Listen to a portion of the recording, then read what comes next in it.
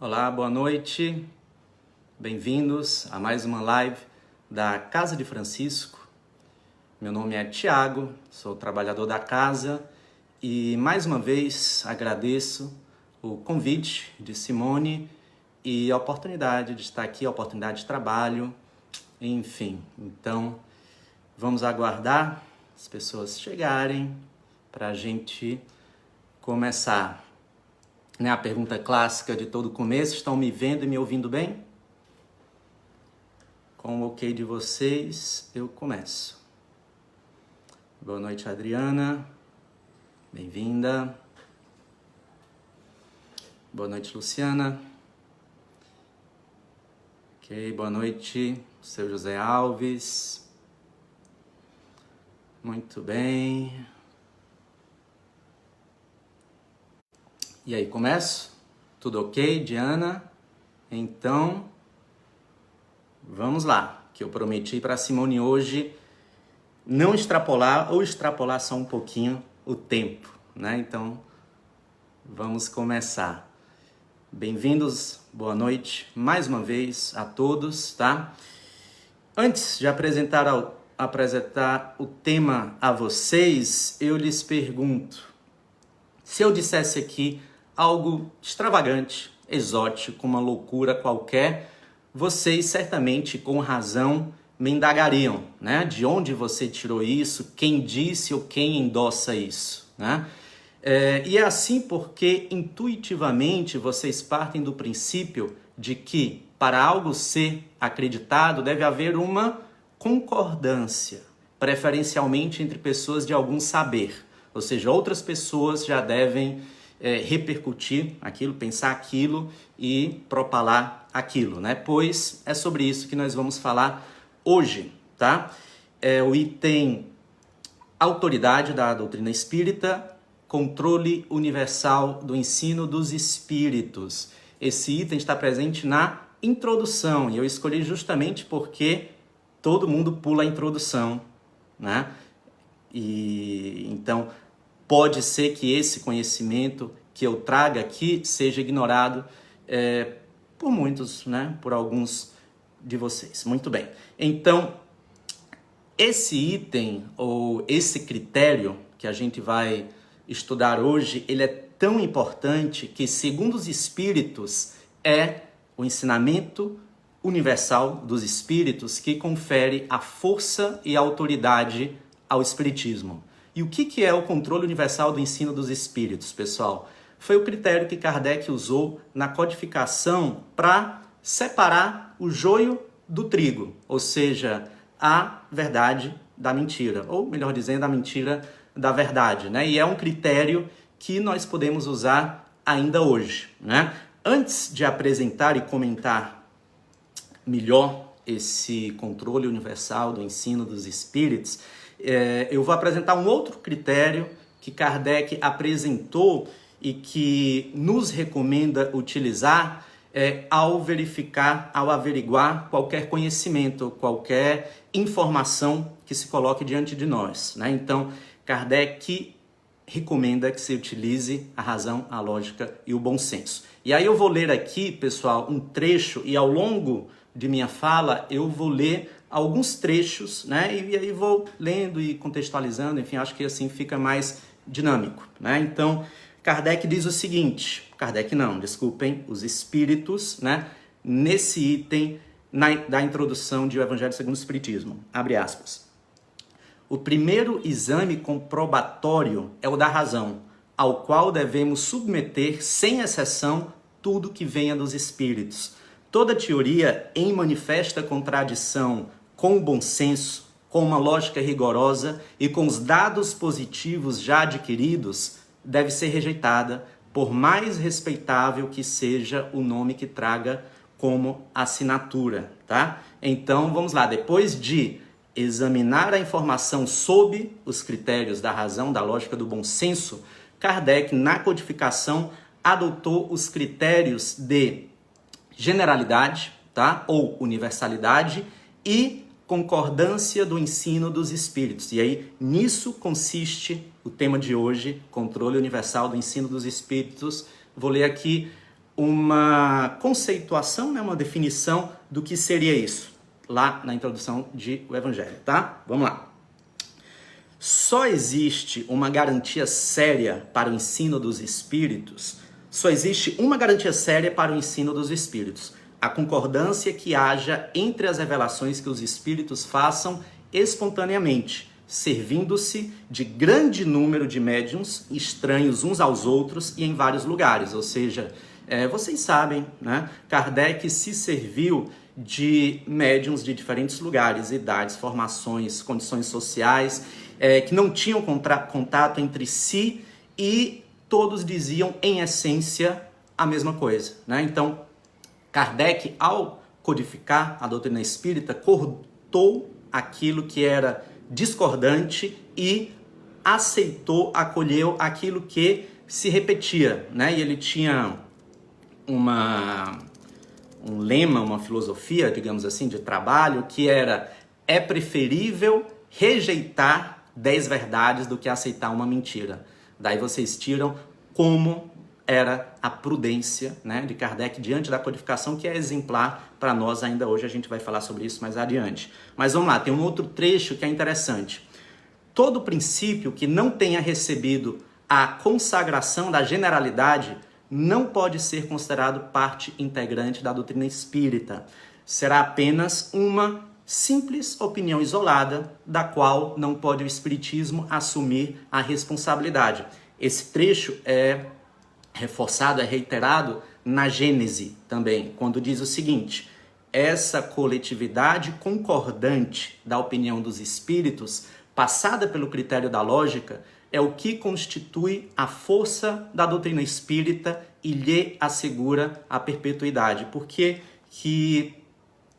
se coloca aqui a perpetuidade, né? Porque os espíritos, no caso aqui particular, os espíritos superiores, não vão deixar de existir, né? Você pode, inclusive, ele dá esse exemplo lá, queimar os livros, enfim, que os espíritos não serão atingidos, não serão alcançados, né? E a doutrina sobreviverá, né? Porque não é obra de uma pessoa, né? É diferente de uma crença calcada no personalismo, que é centrada em uma pessoa, e no momento que essa pessoa não mais está aqui entre nós, se é uma crença, se é uma doutrina que não é ancorada, embasada na verdade, ela tende a deixar de existir, né? Isso não se aplica no caso da doutrina dos espíritos, que não é personalizada em uma pessoa, né? Já que a revelação espírita foi trazida por uma pleiade, uma falange de espíritos superiores, anônimos, né? Não identificados, por meio de médiuns igualmente anônimos, não identificados, né? E aí alguém pode perguntar: mas o espiritismo não está personalizado em Kardec? E a resposta é taxativa: não, né? A autoria intelectual do espiritismo é dos espíritos, né? Diferente da primeira, da segunda revelação, que estavam personalizadas, respectivamente, em Moisés, em Jesus, né? Obviamente, Kardec, ao longo da codificação, participa, né? Ele participa, digo, ativamente, de forma autoral, né? Existem alguns comentários, né? As perguntas, né, são de autoria dele, né? Talvez aí a gente possa colocar o livro A Gênese como exceção, em que ele quase todo é de autoria intelectual de Kardec, né? Uma revisão bibliográfica, literária de Kardec sobre temas relativos principalmente, né, à origem do mundo, e aí passa por astronomia, geologia, etc. e tal. O que não diminui, né, é bom que se deixe claro, a grandiosidade, a importância da missão de Kardec, que foi organizar, né, todos esses ensinamentos dos espíritos, né, apresentar isso de forma pedagógica, né, como eu já disse, rejeitar aquilo que era dissonante e acolher aquilo que enfim, em que houve concordância, né, do ensinamento dos espíritos, que é exatamente o nosso tema aqui de hoje, né? E nesse momento vocês podem lançar uma outra questão, que é a seguinte: inclusive eu fui Eu me deparei com essa questão recentemente, em algum grupo de estudo. Isso quer dizer que o Espiritismo é estanque, ou seja, quer dizer que tudo que havia para ser dito já foi dito? E a resposta é não, pelo contrário, né? A revelação espírita é progressiva, né? Nem tudo foi dito ainda, mas as novas informações que vêm por intermédio de diversos outros autores, né? Encarnados e desencarnados, esses conteúdos devem ser coerentes com a codificação, né? Eles não devem contradizer nem o mundo real, nem aquilo que foi estabelecido como sagrado na codificação kardeciana. E essas novas informações, elas não devem ser obra de um único autor, de um único espírito. Ou seja, aqui a gente deve aplicar o controle universal do ensino dos espíritos, né? Isso que foi dito por um autor, será que foi endossado, reiterado por outro autor ou outros autores? Ou isso aqui é uma crença muito particular desse espírito ou desse autor mesmo encarnado, né? Nesse caso, né, a prudência manda não descartar de imediato, mas pelo menos investigar com algum rigor, né? Então, e aqui eu trago como exemplo, só para consolidar essa questão, vocês podem procurar na codificação, ao longo dos 23 livros da codificação de Kardec, informações sobre colônias espirituais, né? Desobsessão, glândula pineal, espíritos ovoides, não vão encontrar, né?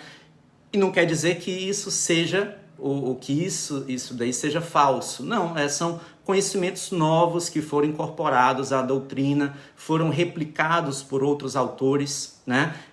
De reconhecido conhecimento, né? Então, a doutrina espírita não é estanque, né? Por exemplo, eu vou ler agora um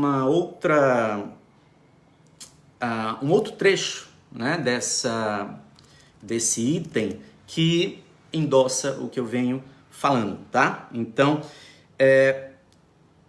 essa verificação universal constitui uma garantia para a unidade futura do Espiritismo e anulará todas as teorias contraditórias. Aí aqui, no futuro, se encontrará o critério da verdade.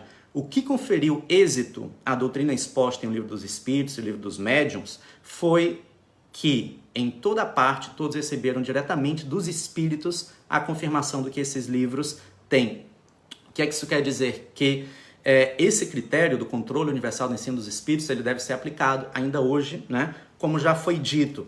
E é interessante, pessoal, sempre no Evangelho, né, se costuma buscar as consequências morais dos ensinamentos. E alguém também pode questionar, quais são as consequências morais, ou que virtudes existem nessa prática, nesse critério do controle universal do ensino dos Espíritos? Primeiro, eu consigo identificar aqui humildade, né? Por quê? Porque a nenhum espírito ou médium foi dado o privilégio do conhecimento absoluto. Isso está disseminado, né?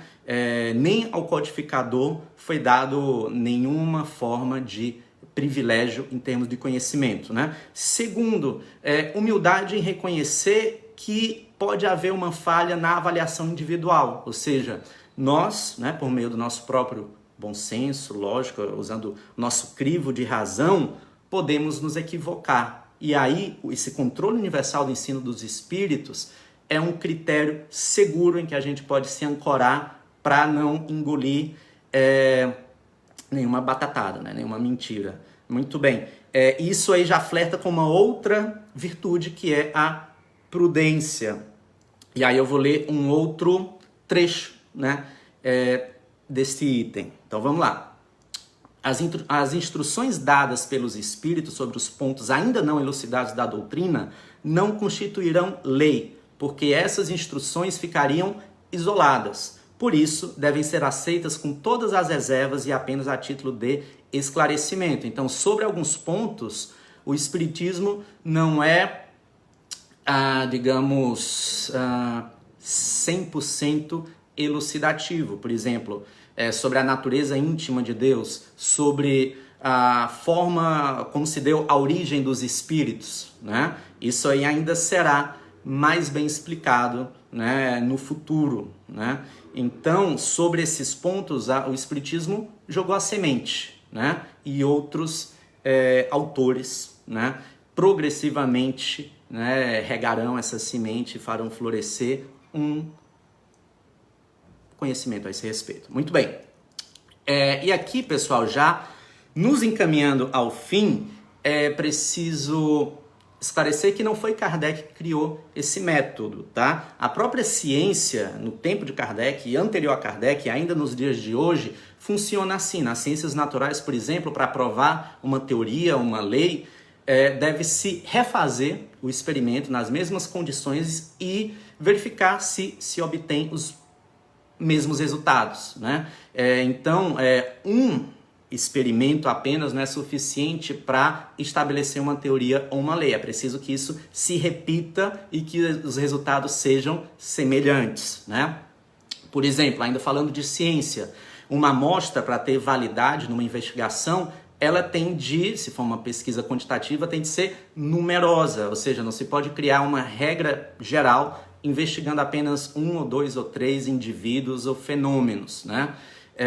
E, por último, né, a ciência pratica o que se chama de revisão entre pares, ou seja, um artigo deve ser revisado por outros cientistas, né, outros colegas, para verificar se aquilo, enfim, tem algum sentido, não é um devaneio, né? Então, isso aqui é o controle universal do conhecimento aplicado, né? Parte da mesma natureza, né, desse critério que Kardec utilizou e que nós ainda podemos utilizar ao avaliar qualquer tipo de informação que se coloca diante de nós. Muito bem. Do contrário, o que vai se produzir se a gente não aplica isso que os espíritos falam, ou seja, avaliar tudo sob o crivo da razão, da lógica, do bom senso e submeter aquilo ao controle universal dos ensinamentos já estabelecidos. Se não for dessa maneira, vai se produzir o quê? Senso comum,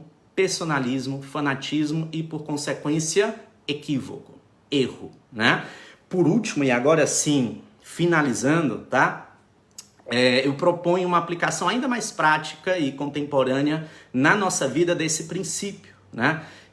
A gente poderia dizer que esse controle universal do ensino dos espíritos é um antídoto contra a famigerada fake news, ou seja, antes de acreditar e compartilhar algo, né, convém nós checarmos se a notícia foi veiculada em outros veículos de imprensa, né, dá um Google, né, ver se outras pessoas, outros meios divulgam aquilo, né, para ver se tem algum cabimento, né. E por que é importante isso, pessoal? Porque a fake news forma o que se chama de fake opinion, ou seja, uma opinião falsa porque é ancorada em informações falsas, né? E duvide de certas visões de mundo disruptivas, ou seja, que contradizem as bases da civilização. Foi o que os espíritos falaram lá no começo do meu vídeo, em os dados positivos já adquiridos, né? Nem Jesus foi totalmente disruptivo, ou seja, ele mesmo disse, não vim destruir a lei, mas dar-lhe cumprimento, né? Ele não jogou fora os mandamentos de Moisés, né? Ou seja, fazer isso seria como dar um banho no bebê, né? E jogar fora a água do banho junto com o bebê. Não, a gente preserva o bebê e joga fora só a água do banho, né? Então, o que Jesus trouxe aí sim, né, de revolucionário, de disruptivo, foi a concepção de Deus Pai, Deus de amor, Deus de misericórdia, em oposição ao juiz implacável e caprichoso, né, que era a concepção de Deus segundo Moisés, né? E o próprio Espiritismo não é disruptivo, ele sobe nos ombros de seus gigantes precedentes, né? No caso, Jesus, Moisés, enfim, a moral do Espiritismo é a moral cristã, né? Então, é isso. Eu concluo né, no adiantado da hora, citando aqui uma frase de João, tá? Não nosso amigo João Filho, né, mas eu tenho certeza de que João Filho diria essa frase se não tivesse dito antes pelo seu xará João Evangelista, né? E a frase diz o seguinte: não acrediteis em todos os espíritos, vede antes se os espíritos são de Deus, né? João já dizia isso e eu reforço isso também. Muito bem, ok, pessoal? Então, grande abraço para vocês, fiquem com Deus e até a próxima. Tchau!